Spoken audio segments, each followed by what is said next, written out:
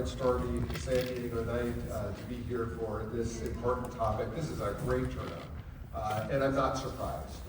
I have heard so many concerns for so many years from folks in our neighborhoods who are concerned about brush fires, wildfires in our urban environment, the concerns that they can spread into our neighborhoods. And I think the fact that you're all here demonstrates what an important issue this is to all of us. Obviously, what happened up in Los Angeles was really drove the point home. And then just a few weeks ago when we had the Santa Ana winds and the number of fires that broke out that week here in San Diego, I think we all took note of that as well. For those of you I haven't had the opportunity to meet yet, my name is Stephen Whitburn. I'm the City Council member who represents this area, District 3. That includes the neighborhoods of Mission Hills, Bankers Hill, Middletown, Hillcrest, Mission Valley, University Heights, North Park, South Park, Golden Hill, downtown, basically all of these neighborhoods around Balboa Park. Tonight we're going to be talking, as you know, about keeping our community safe from fire danger. And we have a great lineup of folks who are going to be presenting to you. We have with us San Diego Fire Department officials and firefighters here with us this evening. Can we give them a big hand to start things off for all that they have done to keep our community safe? When we had that last fire that broke out a few weeks ago during those Santa Ana winds, I was really impressed at the number of resources that they threw at those fires and how quickly they were able to get those out. We'll be hearing from Chief Tony Tosca, the Fire Marshal, in just a little bit. Appreciate you being here. Also want to welcome the Burn Institute. Whitney Cartwright is here and will be sharing some important information with us as well. As we all know, insurance is a big part of the conversation. We're fortunate to have with us Rob Obedoza of the California Department of Insurance. Thank you for being with us. And of course, we're taking questions and comments from you this evening as well. Since we have such a large crowd tonight, please, if you haven't already, write down your question or comment on a question slip. We have them at the front table. That will help us to be as efficient and to get to as many of your questions and comments as we can. Once you fill out that question slip, you can either wave your hand for members of my team to collect. Logan and Jordan are collecting many of them right now. They're walking around, so you can just raise it and we'll pick it up. Or you can bring it to the table at the back over there. Bridget and Jay are collecting it back there as well. If we don't get to your question tonight, I don't know how many we'll have, but if we have more questions and comments that we can get to, then we are going to follow up with you individually. My staff will contact you if you put your contact information on the question slip. Or if you didn't do that and want to give us your contact information at the end, we want to make sure that everybody, one way or the other, gets their questions or comments answered. Let me just offer very briefly a quick look at what my priorities are when it comes to fire preparedness and prevention. Brush management is a key one. I am the vice chair of the city's audit committee. I am also a member of the City Council's Public Safety Committee. There was an audit that made a very important recommendation that we have oversight from the fire department of all the city departments and their brush management efforts. There are different departments with city property. You've got, obviously, Parks and Recreation has a lot of city property, but you've got the Utilities Department, the Public Utilities Department, all those reservoirs, and there's a lot of city property there. You've got other departments as well. And as it stands, those departments are responsible for the brush management on their property. I think it's really important that we have a single entity that is making sure that we are complying, regardless of which department is responsible, with all the best practices when it comes to brush management. I would like to see the fire department assume that responsibility. It will take a few extra personnel. We'll have to add a few staff members to make that happen, but I think that is absolutely worth it. Another thing that I am prioritizing is making sure that we're not having fires starting in our canyons and brush areas as a result of people living in those areas. You may recall that a year and a half ago, I got through the city council an ordinance called the Unsafe Camping Ordinance. It prohibits encampments on public property. And one of the reasons I made sure that that ordinance included canyons and open spaces was specifically because of the problem that we've had for many years of people lighting fires to cook food or keep warm or what have you, and those fires spreading to the brush around that. That's an extraordinarily dangerous situation. We've got to eliminate that risk. We also need the fire rescue department to have the personnel and tools that it needs to respond to fires effectively and also prevent fires. So I will be pushing in the upcoming budget to ensure that our fire department is fully funded. It is a difficult budget year. I think everybody knows that we've got a real challenging budget year, but I don't think we can compromise on public safety. I believe that we need to fully fund our fire department. We need to fully fund our police department. I'm grateful that we have representatives from our police department who are here with us, our lifeguards. We need to make sure that our public safety departments have the tools and resources that they need. And lastly, we need to make sure that our residents and businesses have the information they need to ensure that they are protecting their homes and properties and lives. So that is why we are all here tonight. As you came in, there were a lot of materials on the table back there. If you didn't pick anything up on the way in, feel free to pick it up on the way out. We want to make sure that you're armed with information. So without any further ado, let's go ahead and get started with our presentations. And I will start by handing the floor over to Chief Tony Tosca, the Fire Marshal for the City of San Diego. Chief, we're very appreciative of you being here.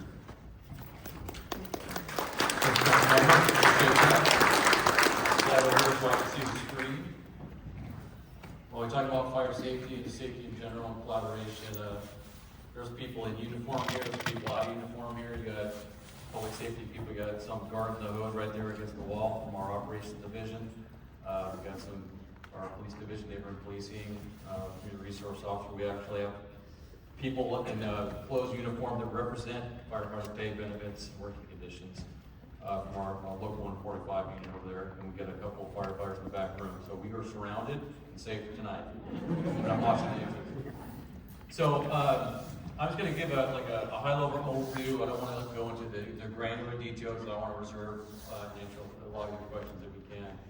But a lot of the representatives here are going to be here available for you. We do have a brush management guide in the back. It's going to go over some of the defensible space zones. We also have some resources for Ready, Set, Go. I have a couple of copies, but not enough for everyone in the room. I'm hoping to encourage people to use the QR code, so when it comes up, an alert, or you see it, I'm going to signal you to try to get it on your phone. You can save our wildland management enforcement website, Ready, Set, Go, and materials like that. So to begin, we're going to go over a few topics, but this is our staffing levels that we have currently right now. We have 52 fire stations, and we are at full staffing. With that, we have 994 firefighters currently, but our constant daily staffing is going to be 53 engines, 13 aerial trucks, 7 battalion chiefs, 1 shift commander, one right in the back of the room there, and a beat battalion chief. Helicopter, additional one if needed. We're actually acquiring another helicopter. We have our USAR, X-ray, UAS, airport fire station. I don't expect you to know all those acronyms. But we have the ability to upstaff 13 brush engines, 2 light and air, 2 hazmat, and 1 USAR, urban search and rescue, would be 1 acronym. We're about to get 2 other brush engines, so that's 3 strike teams, 5 units. Thank you. So this is a little outdated. This is kind of from the Public Safety Committee and then the council presentations. But just to represent, we have an average rainfall of 5.4 inches. This was on the 10th of Monday. We had about half inch. I think we had about a half inch or so. It's still raining, so maybe it's a little bit more. We're getting closer to our average. We work with our op area and state to ensure staffing models are increased when needed. So just pause on that just for a moment. So we have think of that as a boundary drop. So we have automatic response agreements with our local partners to get us resources at any time. We don't have to worry about this boundary line and say, hey, can we have permission for another apparatus? These are some of the enhancements when we go through, 7 fires, the fire rescue department, and our safety agencies, like the police have worked on. So examples of staffing is when Santa Ana winds, and recently rain. So typically we try to get some of our shift commanders and our operations personnel here, but you have unfortunately got me today because they are up staffing for flooding conditions and any other weather event. So an example, recently 3 strike teams, 2 water tenders, and expert dispatchers, and incident management teams to be prepared for those incidents. Those recent fires we had, having those resources ready to go in preparation is important. So next slide, please. So this is that constant simulations and analysis of fire site potential. So it's daily, it's updating all of our conditions, cross-reference for the staffing of current fires and medium weather conditions. So a few days ago, it was all worried about fire conditions. Today it's about flooding conditions. Next slide. So this is where I'm going to key you in to jump into see if your phones actually work. If you have a smartphone. If you don't, we have a couple of things that we can hand you. So what you're going to see is some recent updates. We wanted to make this more customer friendly. So when you go to see it, you're going to get the Ready, Set, Action, Go guide. We also got some funding to translate it into all languages. So we have Spanish and English currently. We're trying to get it in every single language to meet the demographics of our community. So everyone kind of getting that, try to let it load and try to save it to your phone. Let's give you a moment. We'll flip over the next slide right now. Okay, go back if you need to. Sorry.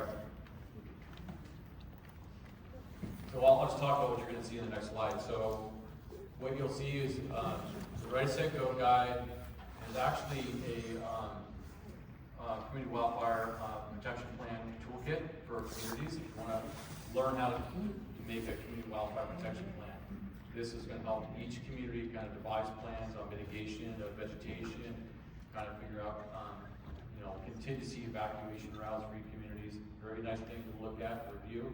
That's available. I think it's on 18th coming up. Thank you. So this is what you're going to see when you go to that QR code. You're going to have a drop down menu. You're going to have guidance for homeowners.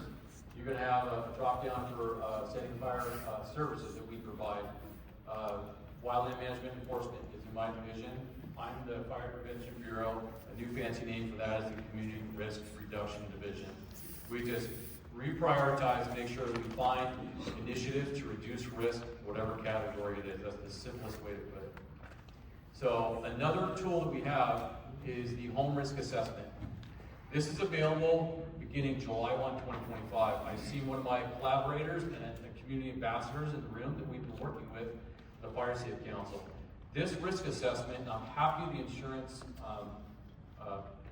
commission's here because what I'm curious about is see how effective these are going to be.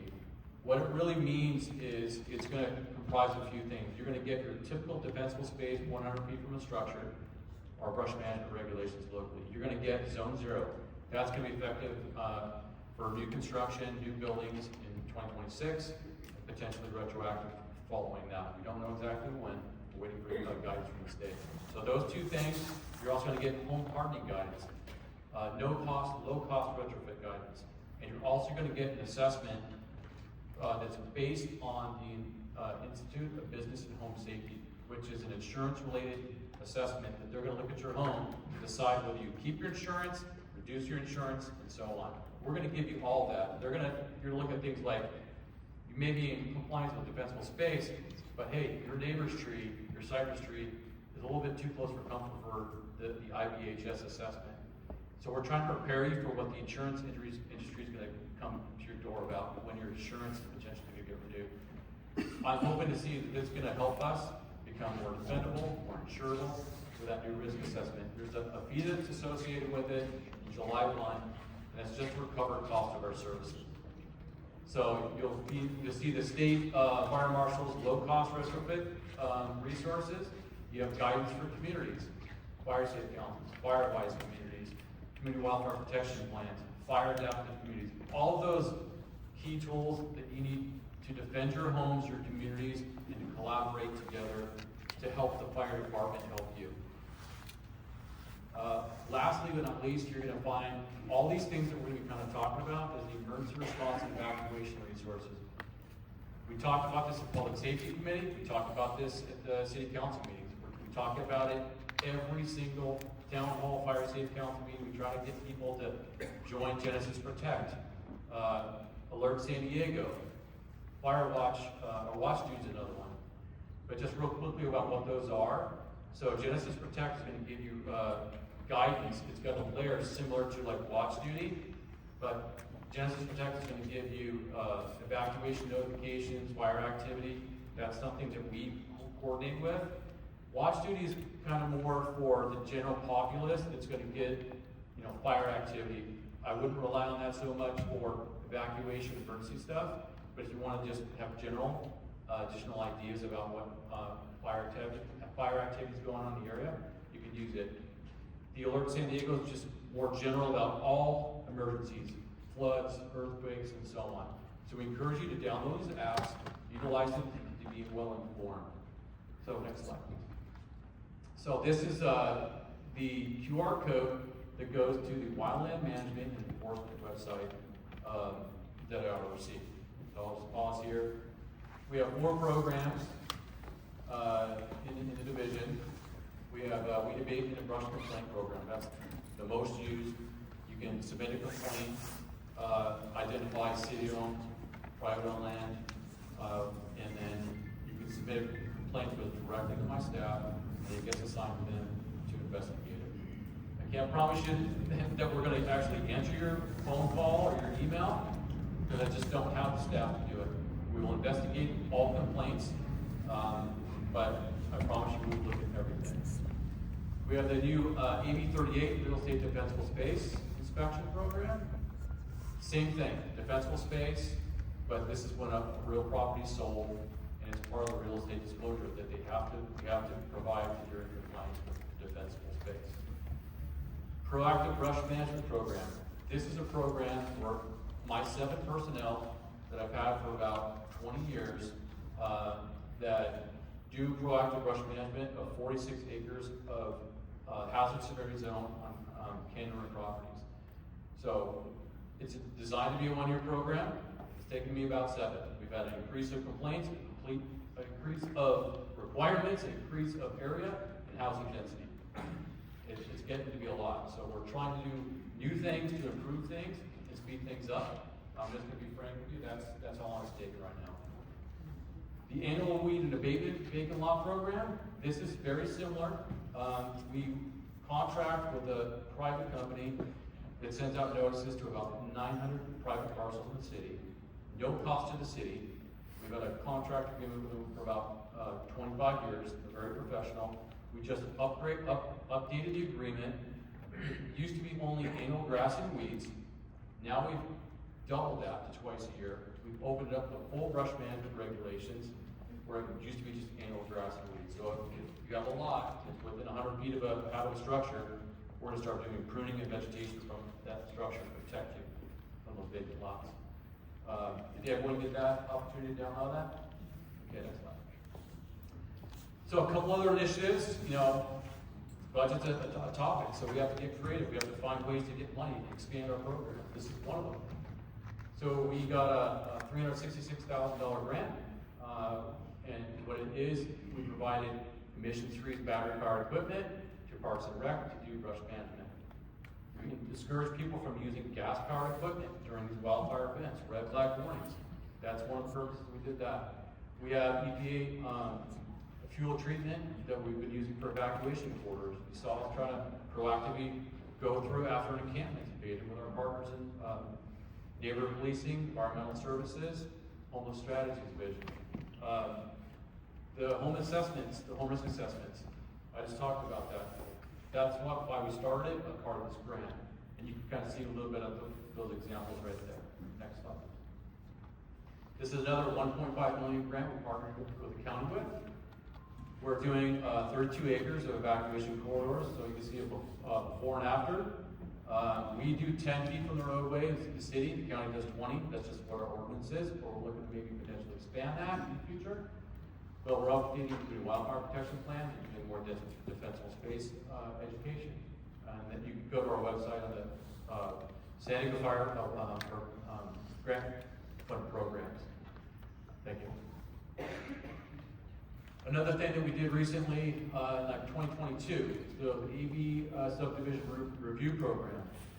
Who lives in an at-risk community with one way in, one way out? Wow, a lot of you. So this is exactly what that is. My staff worked with the state fire marshal's office, identified all of these communities, and we prioritized our fuel treatment programs, like the one I just showed you, to assist communities that have one way in and one way out. We're trying to get grant funds to support fire safe councils and at-risk communities, to do what we can to help support you. But we're pushing you. We're trying to get you to join a fire safe council, do FireWise, because the more you do, the more we're willing to help you. Is the way I'm pitching it. If you're doing something, we're going to back you up. So this subdivision review program, you can see just some examples there. I'm not going to get through the whole thing, but it's basically any community with one way and one way out, with 30 dwelling units or more, in a very high housing severity zone. Next slide. Here's some examples of home hardening. I'm not going to get into the weeds of this one, but you know, if you go to our website, you're going to find those options and services of low-cost retrofits. There's just some examples of that. Quick look. Next slide. There's another example of low-cost retrofits. You can do things proactively that don't cost a lot. No cost is pull away trash cans, pull away firewood, things like that. You can do things very proactively that don't cost a lot of money. They're easy to do. And the state fire marshal has an approved list of vendors that you can go to and you can trust. Well, it's an approved list, let's say. Defensible safety requirements. Here's just some of the codes and standards that we use and the reason that we have to kind of enforce this. The city of San Diego is financially responsible to enforce 100 feet of defensible space. We don't go beyond that, because then we'd have to accept the financial responsibilities for enforcement and upstaff for it. So if we do that, we're going to have to plan for the upstaffing. Next slide. So AB 3074, we talked about Zone 0. I briefly covered that. So this is anticipated to be effective in 2026 for all new construction, and then retroactive homes following that. I'm probably going to put this in our local ordinance in the San Diego Fire Code. So we're going to look at the enforcement aspect, and we're going to look at some of the retroactive requirements. We're going to work with the state on it and see what the state's going to be doing, but we have to have guidance from the state on what they're going to do. Next slide. This is all what it's about. Zone 0 works. Embers will get your home far before the fire does, everything else. You've got to keep the embers. Think of it as like a little burglar trying to get in your home. It's going to find a way into an attic space or a little opening in your home. So they did studies and showed the effectiveness of home hardening and low cost and no cost retrofits. Here's some other examples, just some things you're going to see from going to our website, some resources. Next slide. Before and afters. Zone 1, the clean green zone. Next slide. Reduced fuel zone, Zone 2. And you're going to see with those pamphlets and flyers, it's going to get a little different when you have a slope. We have to do a little bit more. Next slide. And this is when they do brush management, parks and recreation. We usually typically do the Zone 2 if it's in the open space area. There's a 50% reduction of the fuels. This is an example. But we also have to be cognizant of gnatcatcher season, MHBA, some of those areas where you get a right of entry permit. Next slide. This is just another example. Next slide. Next slide. So just some examples. Next slide. So right here, this is Parks and Rec. If you happen to be adjacent to open space, you can land, you can get a right of entry permit. about 30 days. They just want to make sure you're following brush management regulation, respecting environmentally sensitive habitats. You don't get in trouble with fishing game. Next slide. Here's just some of those resources. We want to take a screenshot of some of the website links that we talked about, Parks and Rec, municipal code regulations. I'll do there. The next slide is just questions, but that's for me. I just want to open up for questions, and I appreciate your time. And I'll step this way.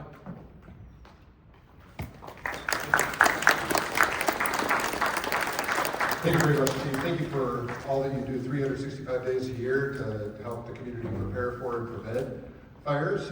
And thank you for being here as part of this discussion tonight. Chief Tosca's had some busy days. He presented a lot of information to the City Council just earlier this week, so really appreciate you. Before we go to the next presentation, I just want to invite people, feel free to get up and stretch at your pleasure. We have coffee. McDonald's donated coffee and apple pies, which are at the back table there. So feel free to get up and help yourself to some coffee and apple pie during the course of our presentations. Well, right now I'd like to welcome Whitney Cartwright. As mentioned, Whitney is the Director of Burn Services with the Burn Institute, and we really appreciate you being here. We invite you to say a few words. Hi everyone, thank you so much for being here today. As you said, my name is Whitney. I work with the Burn Institute. If you haven't heard of us, we're a nonprofit serving the community with fire prevention education and empowering burn survivors on their road through healing. So hopefully none of you ever endure a traumatic burn injury, but if you do, we have resources for you. Our fire prevention services, we're targeting all age groups. So you go out into the schools, we do presentations on stop, drop, and roll, how to treat a burn, what to do if the house catches on fire. We also have a program for seniors. So if you're 62 years of age or older, own your home, and live in San Diego County, we have a free smoke alarm program for you. I have handouts in the back with ways to sign up. It's also available on our website, burninstitute.org. These smoke alarms are 10-year lithium battery operating alarms to avoid having to climb up on a ladder and change the battery yourselves. These are free of charge. We also do the carbon monoxide alarms as well. We have programs targeting the youth. It's fire setter prevention program. So any youth that is showing an interest in fire play, we have a program that they can be referred to help set them on the right track. We do an assessment, and we're trying to prevent and support our fire departments in preventing any fires from happening that way. We also have a lot of meetups and support groups for our burn survivors, trying to help them on the road to healing, and we allow them to share their stories to keep people alert. With 365 days a year, there's many different events and things. As we're busy, we can lose track of this awareness, and scald burns are one of the most common burn injury that we're seeing. We work very closely with UCSD Regional Burn Center. So keeping our community aware, we have plenty of resources that are downloadable from our website. I have handouts, like I said, in the back. So spreading this information with your family and friends. Children 0 to 5 are at the highest risk for the scald injuries. So we have a special scald program that's targeting new parents and new families to make sure that they're aware. You know, it's having no-no zones in your kitchen, creating a space, making sure that your kids are aware. Accidents do happen, but if we can take it upon ourselves to make sure that our homes are as safe as can be, we're going to be able to prevent a lot of these burn injuries that we're seeing at the hospital. And I'm happy to answer any questions that you may have. If you're looking to get involved, we have many volunteer opportunities, and that's pretty much all for mine. Thank you. Thank you very much for the life-saving work and the healing work that the Burn Institute does in our communities. Thank you for bringing more information, which we have at the back table for those who'd like to pick that up as you walk out. I'd now like to introduce Rob Obedoza, the Community Relations and Outreach Analyst with the California Department of Insurance. As we mentioned earlier, insurance is a big part of the conversation these days, so we really appreciate you being with us, Rob. Thank you. So, good evening, everyone. I'm going to see those slides as well. So, good evening, everyone. My name is Rob Obedoza. As the council member has mentioned, I am one of the outreach analysts for the California Department of Insurance. And I'm here to talk a little bit about the current state of the California insurance market, some of the things that you can do to maybe make your home a little more appealing to the insurance companies for insurability, and then also talk about some of the changes that the California Department of Insurance has implemented as of December 2024 to hopefully open up those options back into the California insurance market. Now, there's a lot of reasons how we got to this point in our California insurance market. Inflation's a big thing, cost of rebuilding is a big thing, climate change, global warming. But can you guys guess what the number one reason for a lot of these insurance companies no longer writing policies in certain areas? Well, that's one of them as well. But basically, it's wildfire risk. So a lot of the reasons why insurance companies aren't writing or even pulled out of certain areas within the state of California is the increased rate of wildfire risk.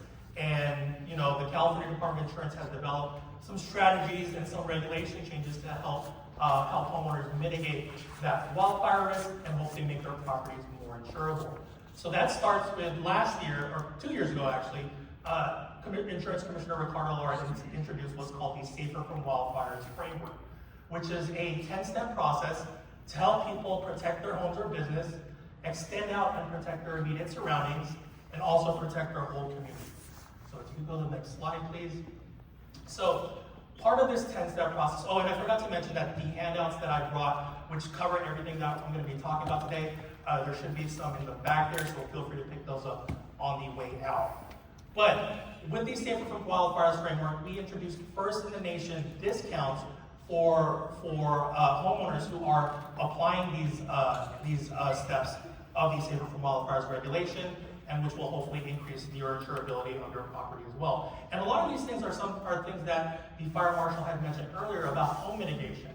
Things like having a Class A fire-rated roof, having a 5-foot ember-resistant zone around the structure, which is that zone 0 defensible space, having non-combustible 6 inches at the bottom of your home, ember and fire-resistant vents, double pane windows or added shutters, and having enclosed eaves on your home. So step 1 is about protecting your immediate home or business surroundings. When you go to the next slide, what we're doing is we're looking at extending out that mitigation towards your immediate surroundings. So this includes clearing vegetation and debris from under decks, moving sheds and outbuildings at least 30 feet away, trimming trees and removing brush in compliance with state and local defensible space laws. And then if we go to the next slide, we now expand the home mitigation out to the entire community.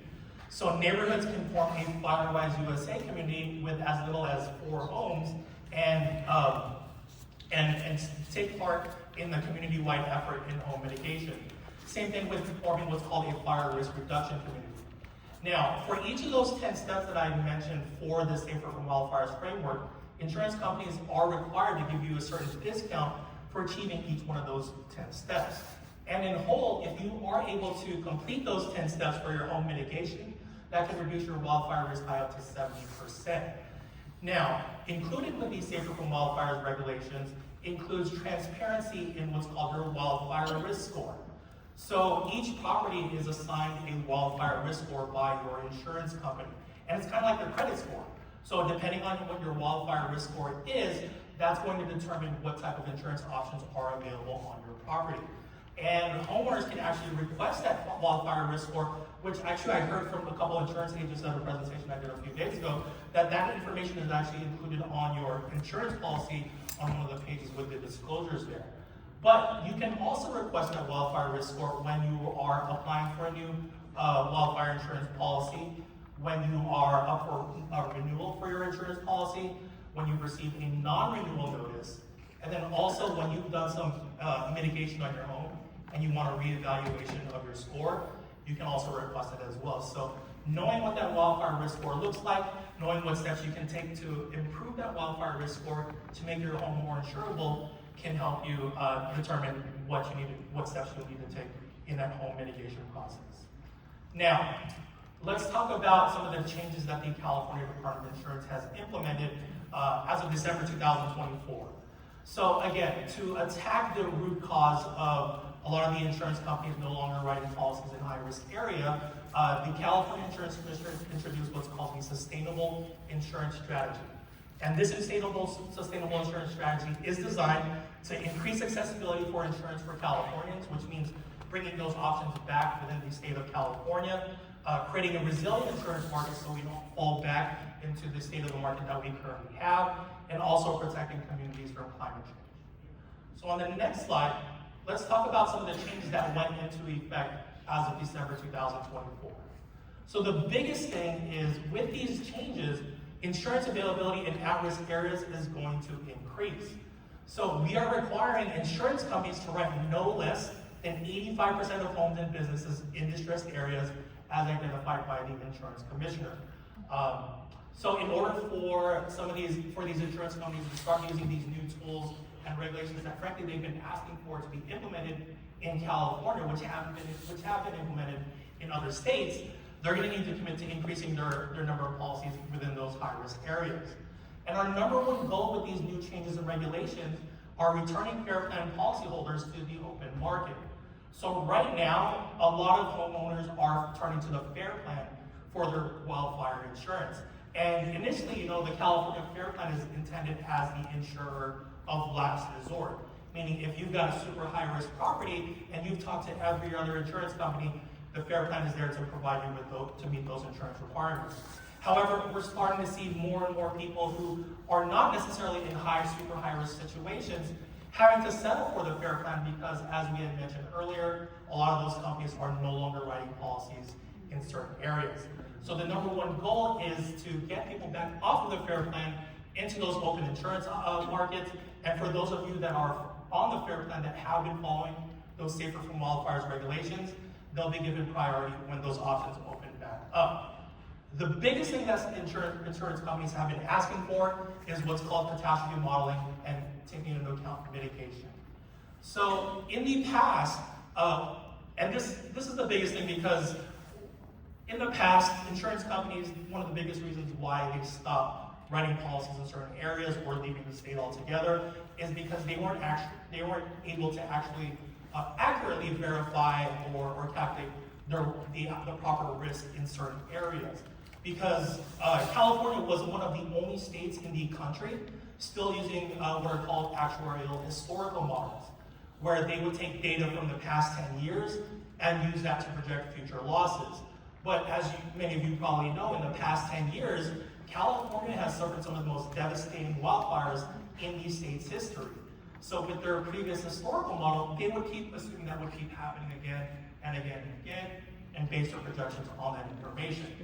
But with catastrophe modeling, which is a more simulation-based, forward-looking model, they'll be able to take into account all the fire mitigation that homeowners have been doing, that the state and the counties have been doing, take into account climate change, take into account where in a neighborhood a fire hydrant is located, where the fire breaks in the neighborhood are located, and factor that into their risk assessment profile. We've also finalized what are called California-only reinsurance costs, so that Californians aren't paying for the cost of reinsurance prices that are based on catastrophes that are happening in Florida or Texas. We're only focusing on California only. And although our goal is to move people off of the Fair Plan, we still want to keep the Fair Plan a viable option for those who have no other choice in the insurance market. So we've expanded commercial coverage limits to $20 million per structure. We've closed gaps for HOAs, which have different needs than typical homeowners. We've increased that coverage for affordable housing and infill development. So I know we've got a lot of questions about the insurance market, insurance availability, and everything like that. So I just want to say that we've got the handouts in the back that kind of summarize what I talked about today. I'll stick around and answer any questions. But also in general, we at the California Department of Insurance are your insurance advocates with the insurance companies. So if you are filing a claim and you feel that your assessment is not being met, then you can give us a call and we can contact your insurer on your behalf and do a reassessment and do an investigation. If you are unable to get a hold of like your adjuster or your insurance company, we can contact them on your behalf. So if you have any issues with your insurance company, having trouble finding options, give us a call or visit us at our website and we can help you out. So that's all I have for today. And again, like I said, I'll stick around and answer any questions.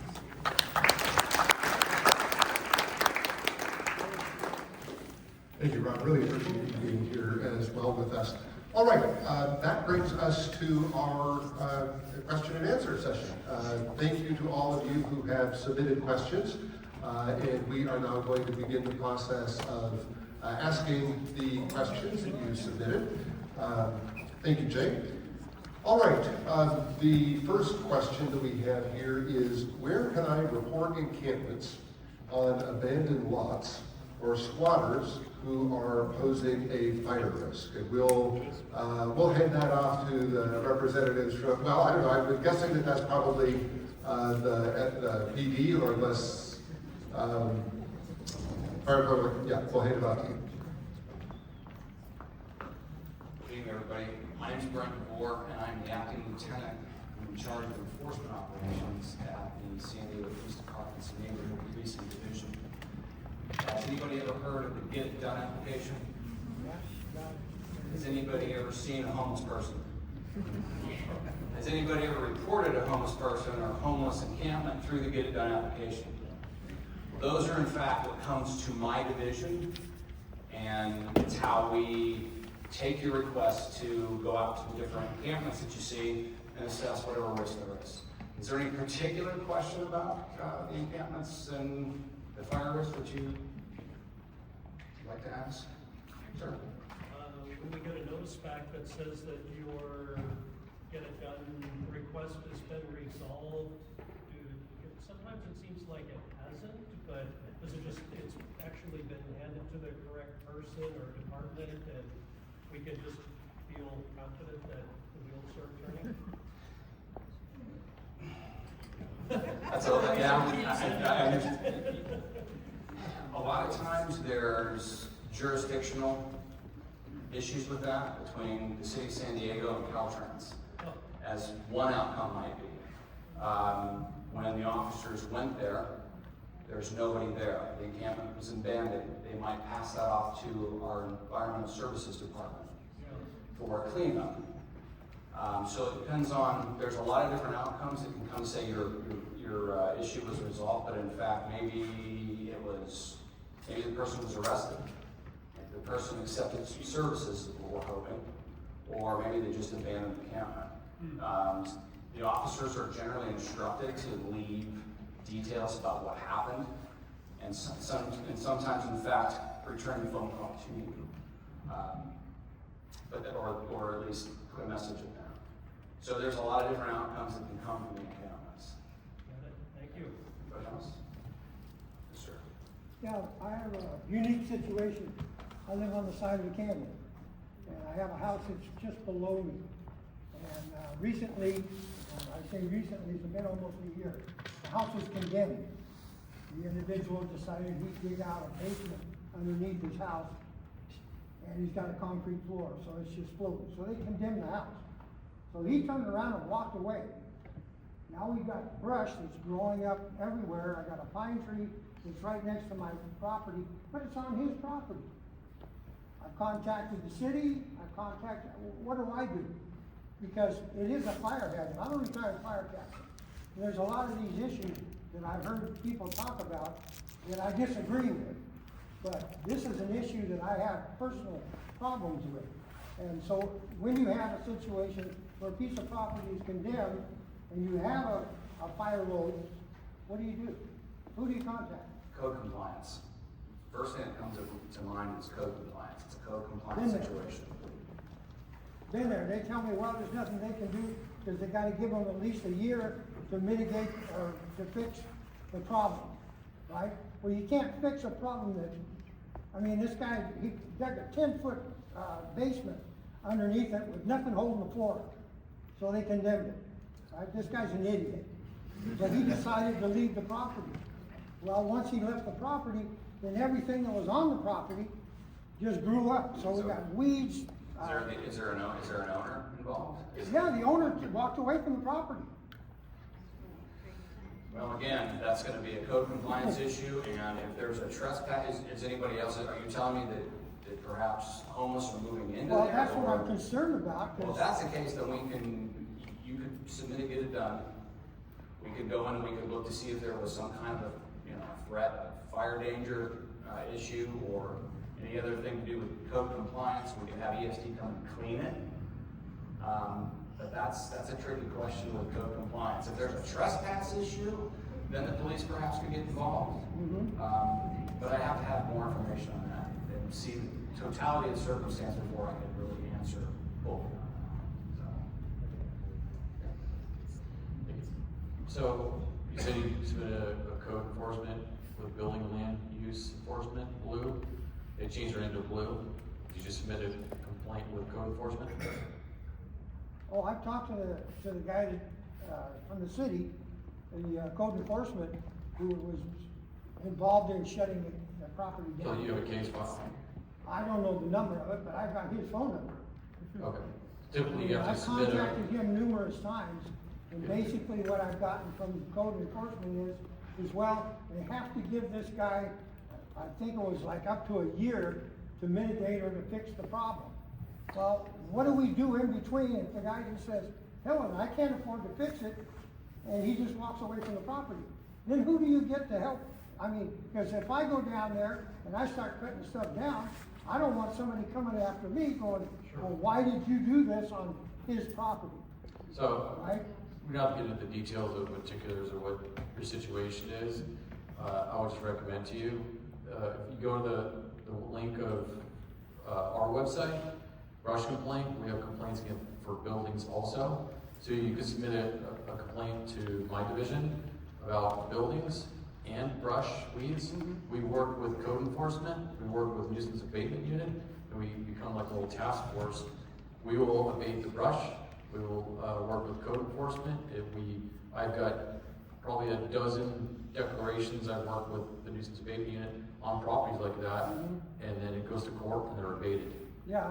They take a while, but we can at least abate the brush, we can work with code And enforcement. the other situation is he decided that he needed to have a rental.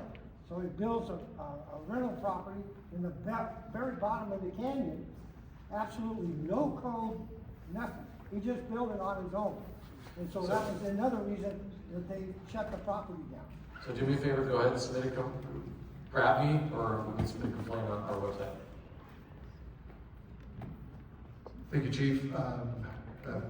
Thank you as well. And another thing that you can do if you run into challenges at the city is always feel free to reach out to the council office. If you live in this general area, feel free to reach out to the District 3 Council office. Or if you live somewhere else and aren't sure, who your council member is, you can always reach out to us and we'll direct you over there. It's a big city. We're the 8th biggest city in the country. There's lots of departments. There's lots of nuances on who handles what. But we've got a team that really does a great job of navigating that, and they can advocate for you. That's part of what you hired us to do, and we're always happy to try to help out on your behalf. All right, we got a question here. Does the city use goats for brush management? The answer is yes, we do. We actually use goats at the Miramar Reservoir. So that is a yes to that question.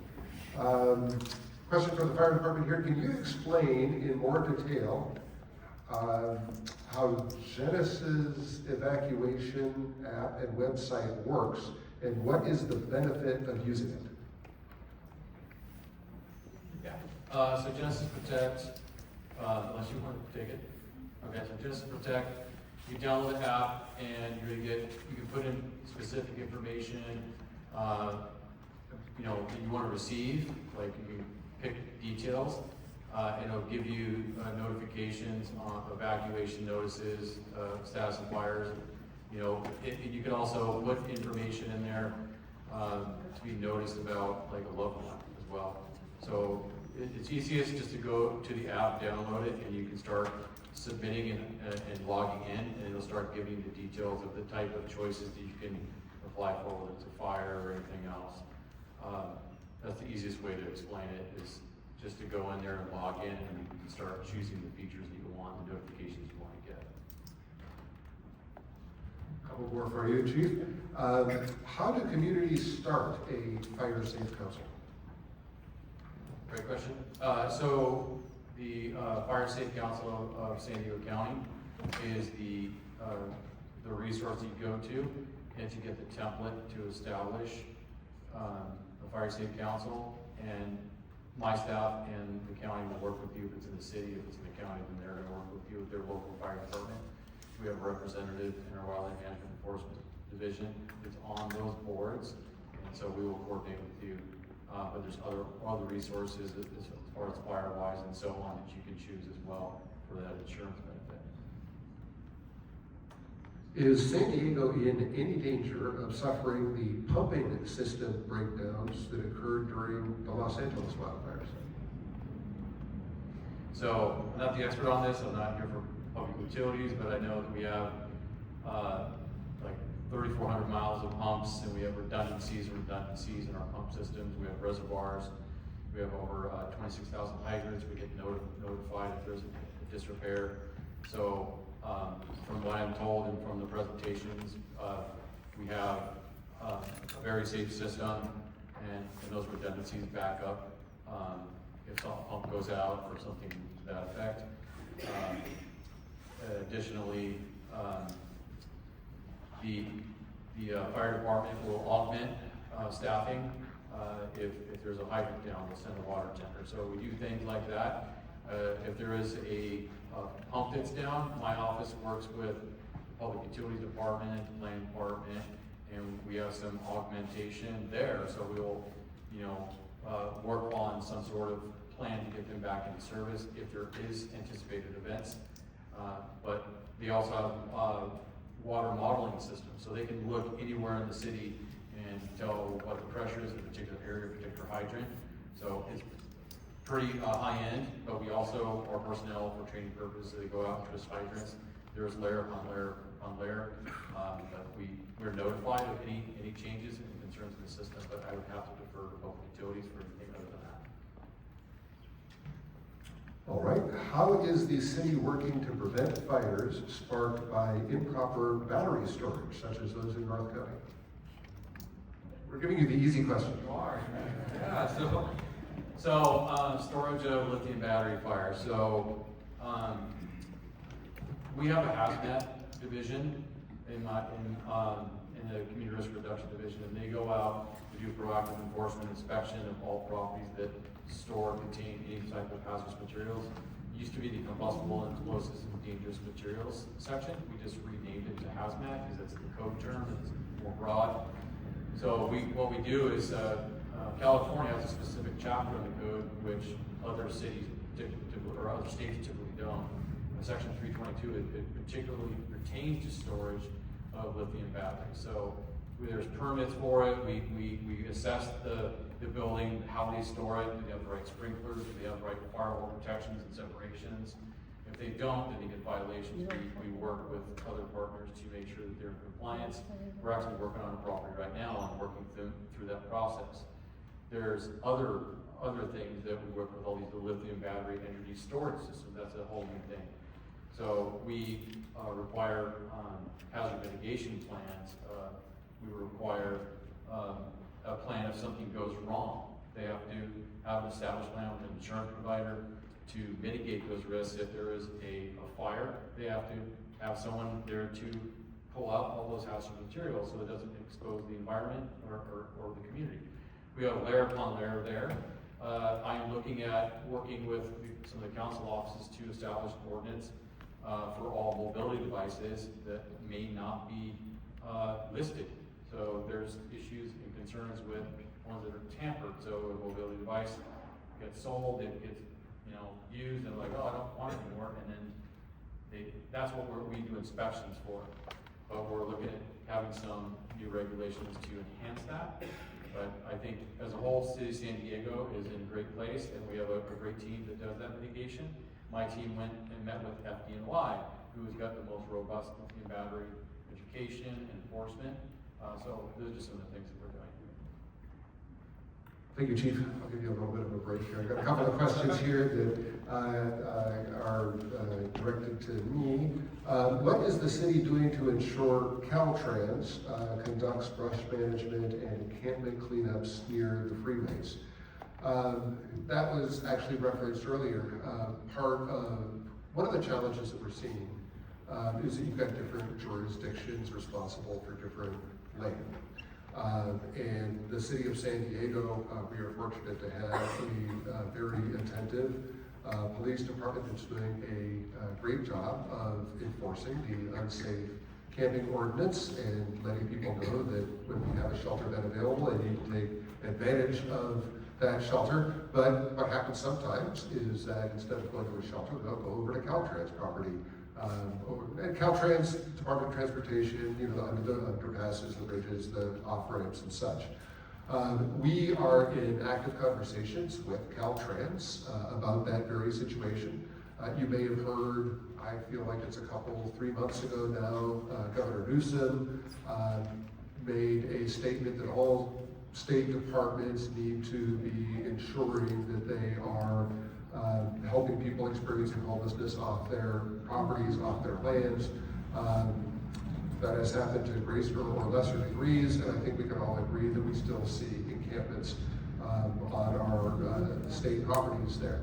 So there are a variety of different things that we're doing. We've been in contact with the Department of Transportation. We're really trying to develop a system where perhaps the city of San Diego is given authorization to enforce the laws on that state property, or find some other mechanism whereby we can ensure that we're not just essentially playing whack-a-mole, but we can really get people off the streets for good and into a safer and healthier place. So it is a problem, we're aware of it, we're actively working on it. Question around MTS. So one of the hats that I wear is that I also serve as the chair of MTS, the buses and trolleys. And there's a question here, what do people who rely on public transit do if there is an evacuation? That's a great question. And MTS is actually very plugged in during the course of a serious emergency. It is in contact with the Office of Emergency Services. So if there is an evacuation where the buses in particular can be helpful with that, that information will be posted on the website, it will be put out through social media.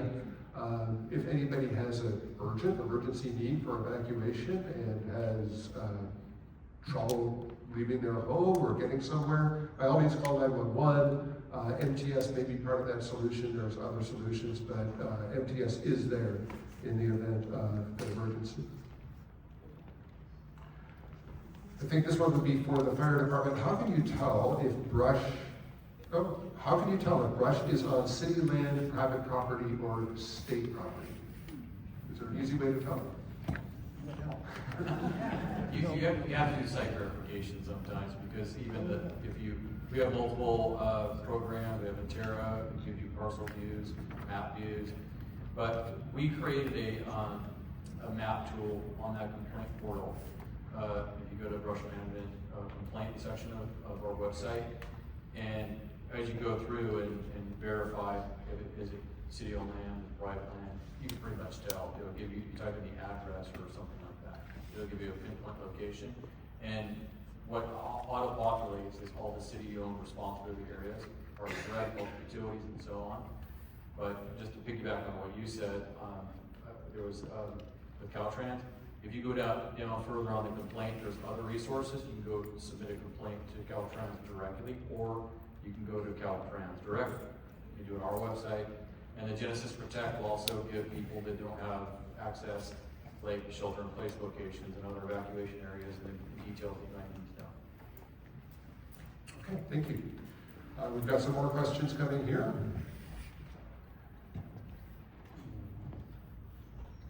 All right, this is a question for me. What is being done to help people living in canyons?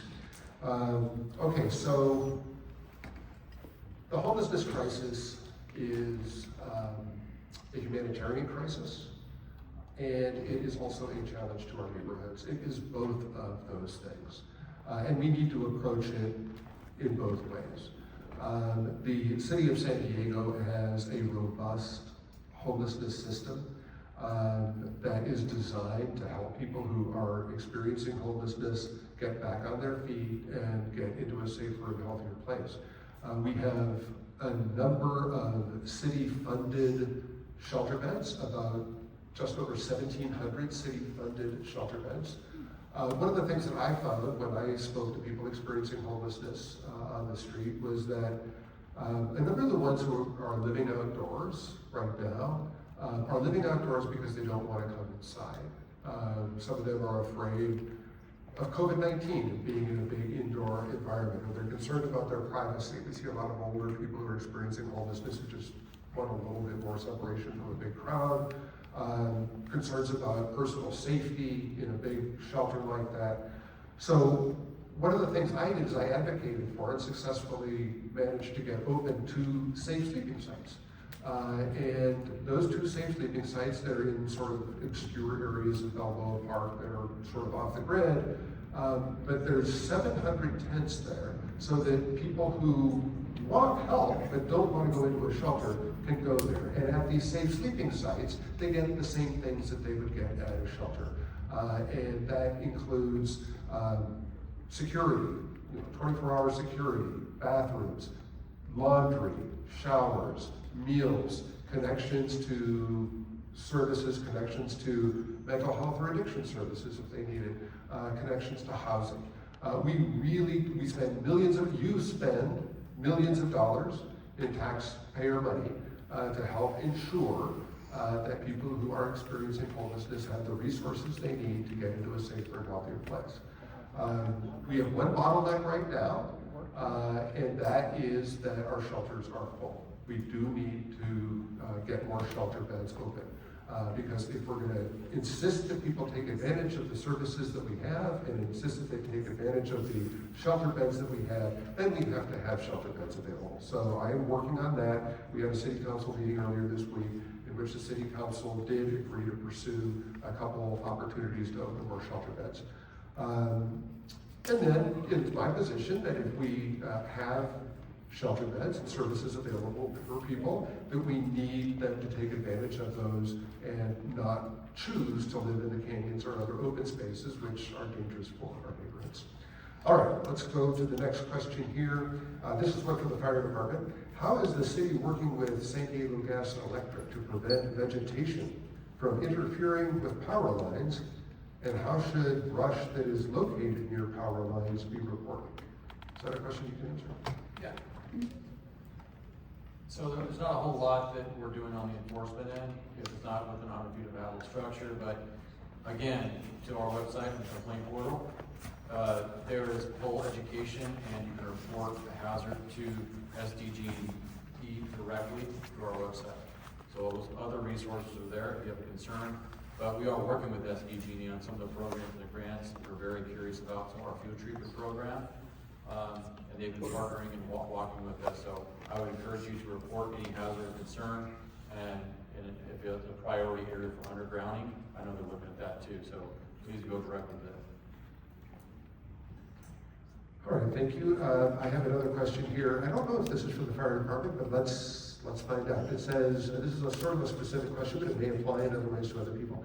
Juniper Canyon never seems to have active brush control going on. Yet we get directed a number of times to clear out our portion of a finger of Juniper Canyon. Why would that be? Well, again, it's without actually looking at my brain here. It would be because it's within 100 feet of a structure, or that's as far as you can go, because it's is it a preserve? Is it a habitat area? You got to look at it. It's hard to say in a quick answer. I'd have to look at it, and do a side assessment sometimes. Thank you, Chief. Another question, it looks like this one is for me. How can we be sure, as the city adds density, more homes and ADUs, accessory dwelling units, granny flats, that we can still evacuate safety? The city has been adding quite a bit of density, quite a number of homes, as a result of trying to make sure that the housing in our area is affordable to our kids, our grandkids, and the people who are able to stay in our communities.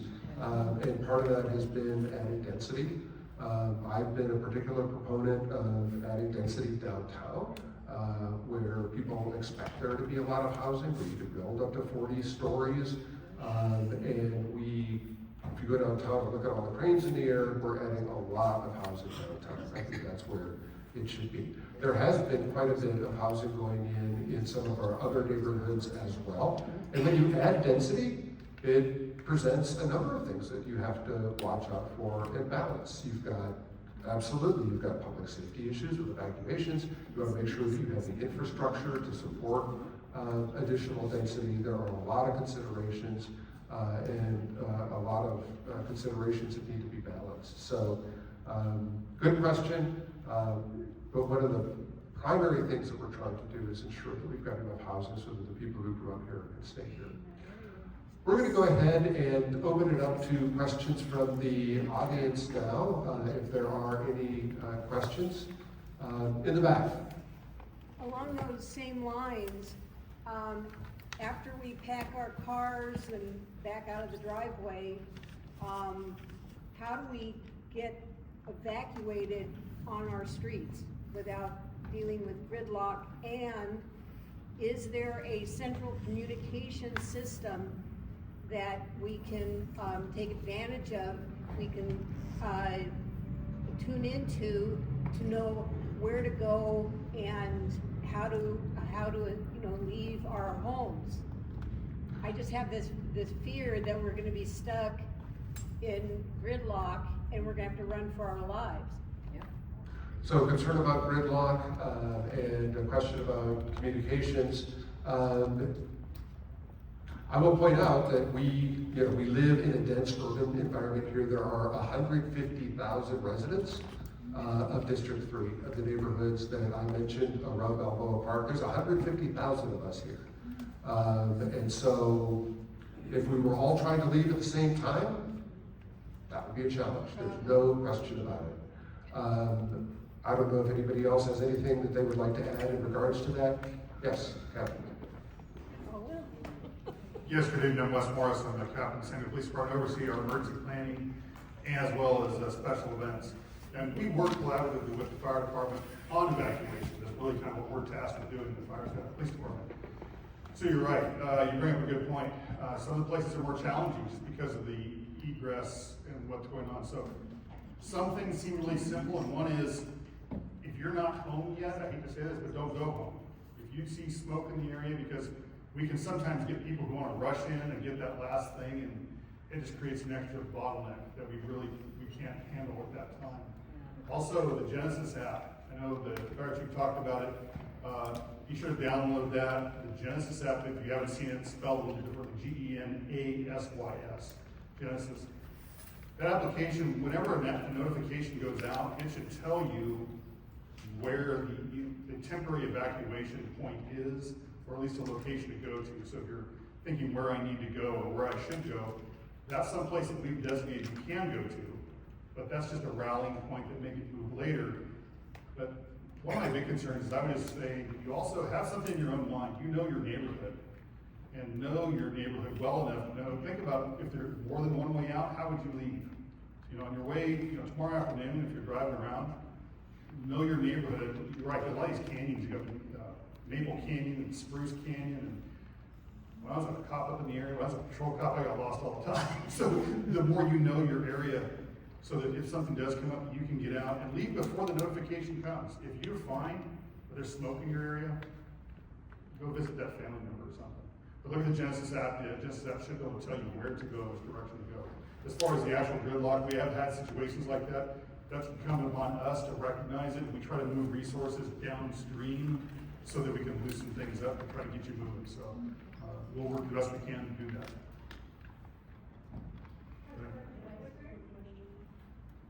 I don't want to take away your authority. Yes, go ahead.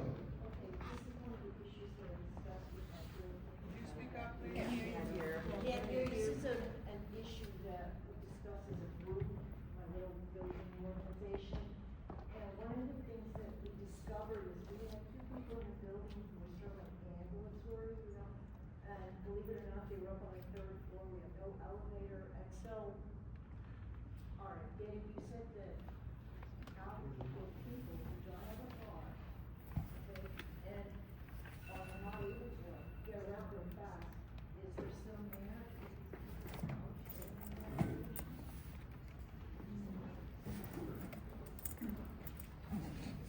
Yeah, a situation like that can be very challenging. We have, fire works with SDG&E, so we know about, we need an emergency list of some people who are not ambulatory, kind of a long-term situation.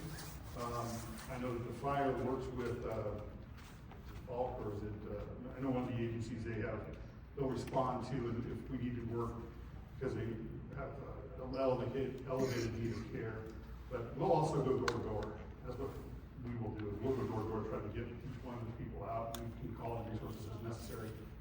I do know that sometimes if you're in a multi-story place, especially downtown, it may be safer just to shelter in place.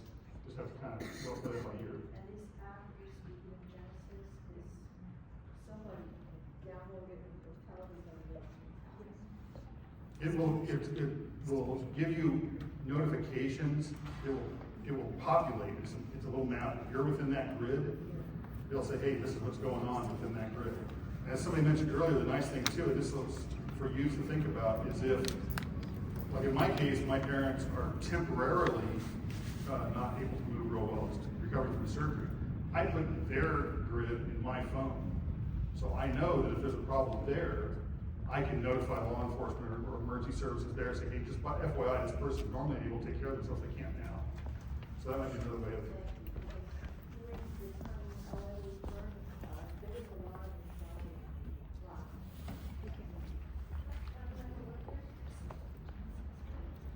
Thank you. Yes. Would you support the proposed moratorium on new construction whenever it doubles the existing density in very high fire hazard severity zones? As you know, the Community Planners Committee that represents 52 neighborhoods all around San Diego has urged that kind of moratorium. Will you support it on City Council? Yes.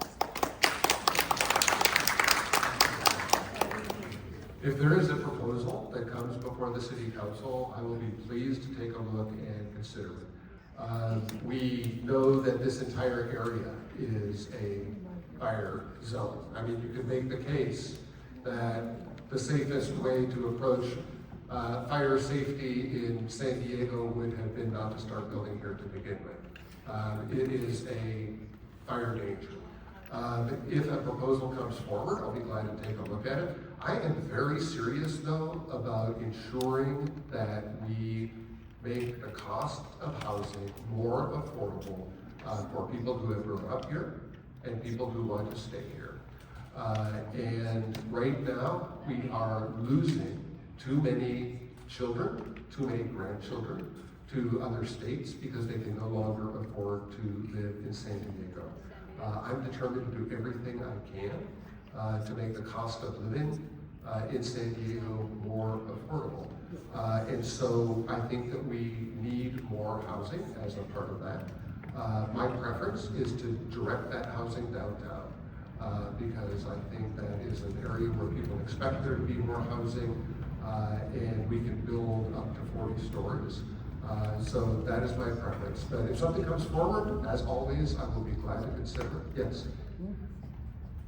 What is being done to enforce the no camping ban? Something needs to be done because I don't see any effects of it, especially in our canyons. I've reported on getting done multiple encampments that just keep growing and they're still there. I've seen fire down there. And so I don't see that there's any or enough enforcement. Thank you for the question. The question about enforcement of the unsafe camping ordinance and concern about the fact that there are still encampments in our canyons. There has been progress in addressing encampments through the unsafe camping ordinance, but we've got a lot of work to do. I will tell you that downtown, in the last year and a half, we have seen a 60% drop in the number of people who are living outdoors. Well, and then your question is about people who are living in the canyons, and it's a very real concern.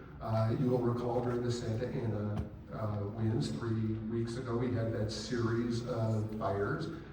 At least 4 of those fires are believed to have started in or around homeless encampments. And again, that's one of the reasons why I included canyons and open spaces in the unsafe camping ordinance. In terms of enforcement and how enforcement is prioritized, I will ask the captain if perhaps you would be able to address that. The police department is only so big, but I'll give you the microphone and you can take that question. So who had the question? So how we enforce any of the homeless situations that we come with. First, when you submit it through the Get It Done application, it comes to my division and it gets distributed through one of our 9 different enforcement teams. Specifically, we have overtime operations that run, and specifically to your canyons, we have a newly created, what the captain dubbed the Canyons and Beaches Squad. And that is specifically was put together to address those particular issues that we have in the canyons and the beaches. They're prioritized based on a number of different factors. The number of get-it-dones that are in the area, if there's a fire hazard or any other public safety issue that is part of the Get It Done complaint. As an example, we had one off of Hotel Circle. It was last week. That was me. Is that okay? You guys were awesome. We called, and within a half an hour, there was an officer at our door. Six, but we showed them exactly where the encampment was, and they went down and immediately abated it. So with that, as an example, it's amazing how it gets elevated when it goes through one of the council districts or the mayor's office. And it comes to my captain and then to me, and then we will develop some kind of a plan to go address it. What happened was we got there and there were several combustible containers, there's a motorcycle there, there was evidence of past fires and burn pits and whatnot. So it rose to the level of an emergency. If somebody's in an area where it's like downtown, it's a consistent issue, and public safety isn't necessarily in jeopardy, it might not rise to that level. As the council member said, we have limited resources, and my job is to spread them out and take necessary action where it's going to be most effective and it's most needed. So, Well, you all do a good job, it's just that there's not enough of you, there's not enough push forward toward addressing that issue. I mean, if the law was passed, a resolution, and there's no teeth in it. we're getting there. We are getting there. It's through all of our different resources with homeless outreach. Hopefully they accept services. If they don't, we obviously go through the progressive enforcement model. And now we have, what was it, Prop 36 and the new 11395 section that was created, that passed. It makes it, gives it a little bit more teeth when we have certain violations that have happened over and over again. Yes, sir.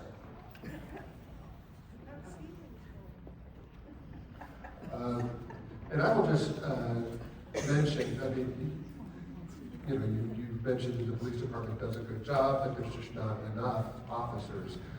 We are working to fully staff our police department. It's been understaffed for a long time. But I have a request of everybody here who believes that we need to have a police department and a fire department that are fully staffed and have all the resources and tools that they need. Please come testify during our budget hearings at City Council. We have a very large budget deficit. There will be cuts in this budget. We are legally required to have a balanced budget. There is no way of getting to a balanced budget without there being cuts. I do not want those cuts to be in public safety. I do not want cuts in the fire department. I do not want cuts in the police department. But unless the city council hears from you, who knows what my colleagues will decide. Everything that's, all of these things are important, right? Nobody wants to make any cuts. But I believe strongly that public safety has to come first. And I hope that you will back me up on that. Yes? Question about the parks. We live near Presidio Park, and I have contacted both the park department and the fire department. Who's responsible for cleaning out all the brush that's in that finger canyon adjacent to the park? And I cannot get an answer from either one of the departments. So you were talking about some kind of new oversight. Who has the ultimate authority to clear the brush in our public parks? So right now, as I understand it, and I think this was the point of the audit that was conducted that talked about exactly the challenge that you're articulating. That would be the Parks Department's responsibility. And whether or not they have been able to attend to it in the way that ought to be attended to, I can't speak to that. Obviously, you're seeing that it has not been. So I'll say two things. Number one, please call my office and we can help navigate that and figure out what's going on. So that's what we do. That's what you hire us to do. And number two, that is precisely why I would like the fire department to be the final authority in ensuring that all the many city departments are fulfilling their obligations to maintain their property. So, yes, yes. I was wondering if anybody has thought of or will think of having some sort of a central clearinghouse of fire mitigation so that individual citizens don't have to call Park and Rec and code enforcement and a civil attorney and the fire department and et cetera, because we get the runaround, and Caltrans, sorry, I left that one out. We've already talked about this, and we were told to talk to various people. That's a lot to ask of a senior citizen such as myself, and other citizens when we're just trying to, live our lives. It seems like there should be a central phone number we could call where somebody else knows the right person to call. It sounds like it's your office, and that's really all we have now, but I don't know if that's the most efficient way of handling it. And I know in University Heights there have been fires because they were on private property, the campers were, and therefore the police couldn't do anything about it. That's what we were told, etc. And it seems like the amount of money that must be spent to fight those fires would be better spent to keep them from happening in, using that money in another way. I would agree with that for sure. I'm not aware that there is a brush mitigation hotline that we have in the city. Sounds like it could be a good idea. In the meantime, yes, absolutely. One of the most important functions that the council office performs is navigating the city bureaucracy. And I am very fortunate to have a team that is very good at that. Jacob, my chief of staff, is back there. Bridget's here, Max is here, Jordan, Logan, Christina, Terry, Jay. We've got a team that spends all day, every day, navigating the city bureaucracy to help our constituents get answers. And that's, one of the most important things that we can do. So always feel free to call the council office. Yes? Yeah, I'm kind of dovetailing on that. I think it was the fire captain who said that you could go to the weed abatement and brush complaint website and kind of get an idea of there's a particular area and get a better handle on whose responsibility it is as far as taking care of that area is concerned. So it seems like that would be That's the complaint a good place to start. We've got an issue where we're on a canyon ring with electrical lines, and when they come in and trim the electrical lines, sometimes they leave a lot of the debris behind, and we're trying to figure out exactly whose responsibility it is. Who's ever trimming it? Listening, pardon me? Who's ever trimming it? Yeah, but You can't leave that. sometimes that, they do it during working hours, and when you come back, you don't realize that it was done until 2 or 3 weeks later, when a lot of that debris starts to dry, and all of a sudden you didn't file that every last time. So there's retroactive going back and trying to figure out who was there before, and they had a term called flat run. So the older neighborhoods, the older users, out, they cut those, the line back, take off. We're at time. Let's try to squeeze in 2 more questions here, and then if we don't get to you, again, reach out to us and we'll answer them individually. Yes, sir. I want to carry on the mitigation theme that we just started going through. Parks and Recs will only clear in the canyon spots that are closer to 100 feet of a structure and are on, not on private property, right? The bulk of these canyons is not on private property, and they won't touch it. So the bulk of these canyons are unthinned. They have lots of brush in them. They're basically tinder boxes. They'll go off in a flash. If the fire comes into a canyon, because it'll get sucked up the canyon, all those places will go. We have dead palm trees everywhere. We have eucalyptus trees falling down. We have all kinds of brush in these canyons. But Parks and Recs defines it as mostly native, and so we don't have to do any clearing. But it is not good brush management practice to do that. And the 100-foot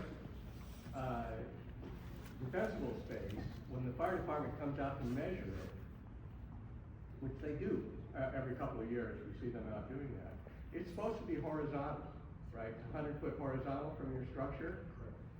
Our canyon's about 45 degrees. That means 140 feet down the canyon. They're not doing that. They're only doing 100 feet. Depends on how steep your slope is. There's more to it than that, but I mean, I can. Yes, and of course, the closest of all these trees, particularly eucalyptus trees. I'm always the guy that's gonna tell you what you need to hear, not what you wanna hear. There's some education to this, so, they have a 2-year program, they go around and do their brush abatement, 100 feet from the structure. When there's a slope that's greater than 50% degree, 70% degree, they will not do abatement, it's too dangerous for that. So, you can, if you don't like your cycle, you don't like the abatement, you can do the right of entry and you can do it more frequently, but to go beyond on a slope that steep is difficult. So here's what I put back on the homeowners. If you establish a wildfire protection plan or anything like that, and we talked about timber resistant, we talked about like low cost retrofits, it works. 100 feet of defensible space works. You've got to focus on your particular home, doing the home defense, home hardening, low cost retrofits. It'll give us the time to protect you. We have fantastic emergency operations resources. You've seen it. They're in the air, they're doing things. You've got to do some things proactively. You can't always point the finger. I'm not saying you are doing that, but it tends to get that way. We're pointing the finger, we're not looking what we need to do too. So let's look at what we've got proactively. I'm not saying that what you're saying is not correct, but I'm just imploring you to please look at your own facility, your own home, do some home defense, and it makes a huge difference. If anyone's seen that picture that we've all seen in Scripps Ranch, where all the homes are burnt and all the trees are still there, what does that mean? The homes will survive. The trees are not burning. It's the embers that are getting to you. You know, it's gonna get there long before the direct flame, long before the direct heat. Do you see this picture right here? That's me right there, in the midst of those fires. I've seen it, I know it, I've lived it, and so do these people in this room that fight these fires. What I'm telling you is true. They've done studies on it, and I've shown you there. So we will do what we can to help you. We will look at it. It's not, one size fits all. I do agree that there's more brush management needed, but it's difficult. It could be environmentally sensitive land. It could be gnatcatcher season, March 3, August 15th. You can't do anything unless you get a biologist. You want to get fire fuel modeling. It's expensive. I can't even do it. Does that help you a little bit? Not really, because these are very steep canyons. Yeah. So hauling stuff up the canyon is impractical. They need to be taken out at the bottom or taken down to the bottom of the canyon, and we can't have access to that. We also cannot clear on anything beyond our 100 feet. So I'm looking at expanding brush management on canyons and slopes to 200 feet. Yes, and that would be great. And if we could also have some sort of process where we can come up the service roads to get into the canyon so we can take brush out. It's an ongoing process and we are working on it, but I know hopefully that gets you moving. I think the people in these canyons are willing to do all this sort of stuff, right? We don't necessarily have to have, Parks and Rec do it since they don't seem to want to, but we need the ability to do it. Thank you. And thank you, Chief. We'll take one last question. I don't think you've asked a question. Please go ahead. In 2011, I discovered that there was a city policy to do brush abatement in all the high fire canyons in the city, of which there are gazillion, because I've seen the map. We all know how our city looks. All those canyon slope areas are red on the map because they're high fire areas. I live in University Heights. I found out that our neighborhood was on the odd years. So in 2011, 2013, there were teams, subcontractors out there in the canyons beyond our 100 feet, clearing the brush. 2015, nothing. 2017, nothing. So I called and I found out, we have no money, we're not doing that anymore. So what I want to know is what's happened to that policy. Is it still in place and it's being ignored, or was the policy changed? And I realize money is still an issue, but, and I realize how difficult it is and how steep the canyons are because I live on one. But to have a policy in place, obviously somebody thought this was a good idea and put it in place and they were enacting it, and it was such a comfort seeing all those guys out there with what he's talking about way down there where we can't get to it to clear out the canyons. So can anybody speak to that? Yeah, you'd have to produce whatever the policy is or reference it so I can look at it, but I know that there's been instances where a grant funded project and it cost a few $1 million to clear out those things, remove trees. Like I said, initially, 100 feet from the, excuse me. I'm speaking a lot, so I apologize. So 100 feet from the structure is what we're financially responsible for. So finances is the issue. So if we want to go beyond 100 feet, it's typically a grant. You have to have, like I said, a biologist and other things that are in play. So communities can do that through fire city councils, grant opportunities. It can be done, but to ask the city to take on the financial responsibility, we're going to run out of money quickly because a few acres cost a few $1 million, and then we're going to go vegetate and clear it again. So that's why you see programs where I'm trying to do fuel treatments, because it doesn't cost as much money and resources. So we've got to think these things through. We need to look at the policy that you're referencing and see if that's something we can adopt. But without knowing the policy and understanding how these things impact us financially, we want to be responsible with the taxpayer dollar as well. No one ever gave me the policy. I didn't ask for it. And it's so long ago, you'd have to find somebody who worked, in government at the time that would know about it, and I wouldn't know who to tell you that was. I think the person I talked to was long retired, so. I have your question in your email, so we'll reach back out to you, okay? Thanks. Okay, thank you for that question. Well, since we appreciate Chief Tosca protecting us from fires. We're going to protect Chief Tosca's voice. And we'll call on for overtime on questions right now. But very seriously, if you still have additional questions, please feel free to call us, email us, submit a question with your contact information now, and we will follow up and get back to you on that. I want to again thank Chief Tosca and the fire department representatives for being here to answer these questions, and of course for all they do 365 days a year to protect us, as does the police department. Thank you very much for being here as well. Rob and California Insurance Commission, thank you. Whitney and the Burn Institute, appreciate you being here. And most importantly, I appreciate each and every one of you for turning out tonight. And I really appreciate the priorities that you have made very clear. Obviously, some real concerns in the room around brush management, in particular as it pertains to our canyons and our slopes.